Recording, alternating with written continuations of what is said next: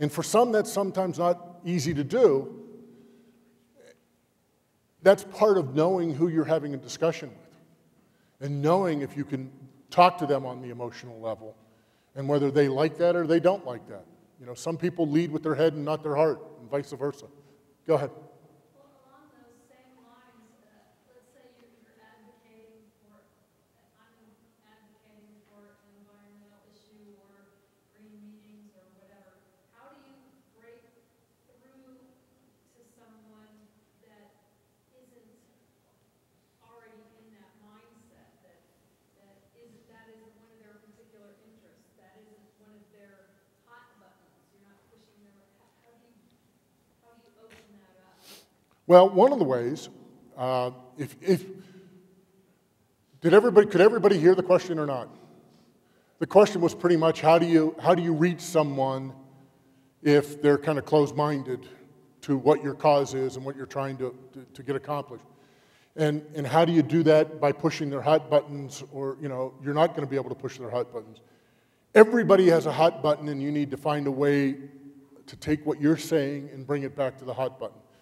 An elected official may have children. They may have children of certain needs. You can relate something back that affects them directly in your initial conversation, in initial give and take, an initial dialogue. Remember, they're human too, and I told you on the night that they get elected, that's their high point. If you walk in and instead of saying, excuse me, I know you don't have very much time, but I want you to support X. Okay, fine, thanks, appreciate it, you're out the door. But if you go in and you say, excuse me, hey, I understand you have a son or a daughter that's I have a nephew the same age going through some of the same things. Are they dealing with? Are they having with? Or I understand your wife went to this school and my sister went to that school. Anything to make the conversation personal, to create a normal exchange. These people don't get a lot of normal exchanges.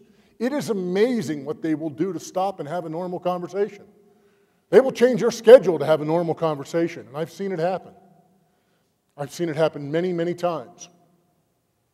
So you've got to find a way to create that normalcy that creates the personal bond so that you can say, I need your help. I need you to understand something.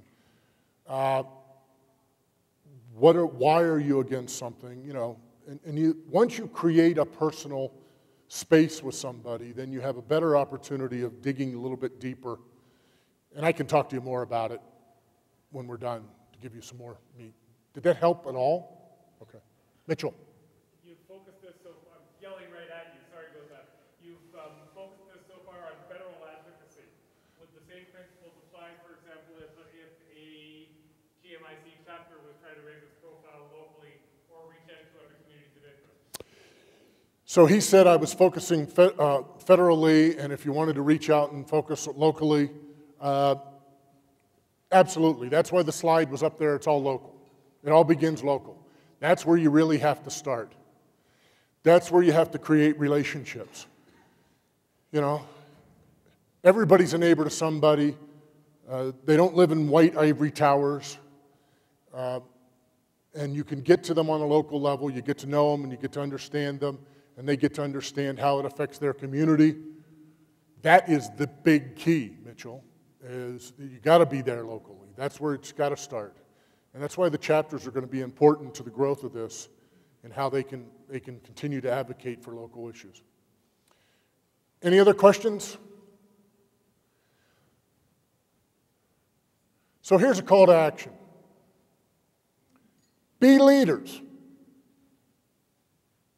That sounds redundant. The fact that you've taken the time to be here, you're already a leader. And leaders come in many forms. Some are quiet leaders and move things along, and some are very vocal and loud and obnoxious sometimes, like I am. Listen to your stakeholders. Listen to the other people that are a part of your community. Understand their concerns. You might be able to form better alliances by knowing that. Learn from their experiences. Lead your community. Mitchell, you were just a step ahead of me. You know, the day before guy.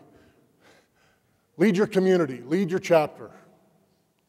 Folks, the chapter needs your support. The organization needs you to step forward and help them to be able to grow this. Be positive. Help people solve problems.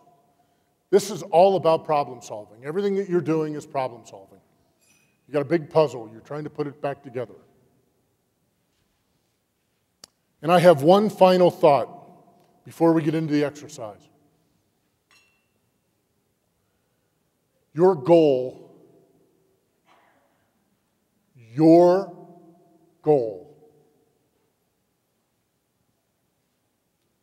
should be to eliminate this association.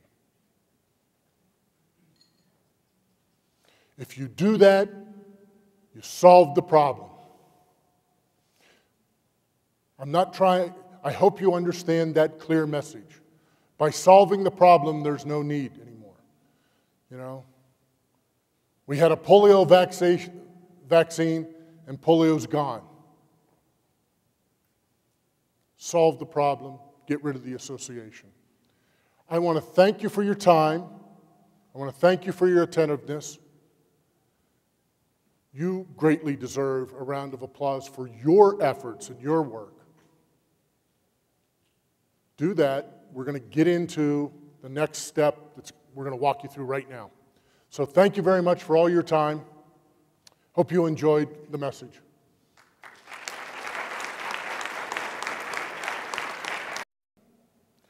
We're going to do 2x2s.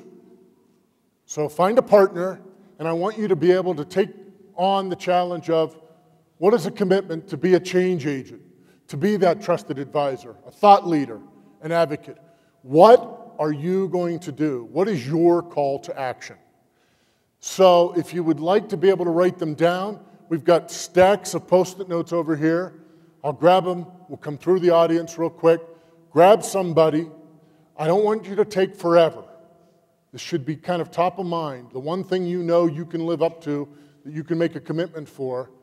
And if you can write that down, we're going to ask a couple of you to state what that commitment is so that we can get you moving to that next level. Take the next step. Do you understand the exercise? Yes. Hello? Buddy up, and we'll get right to it.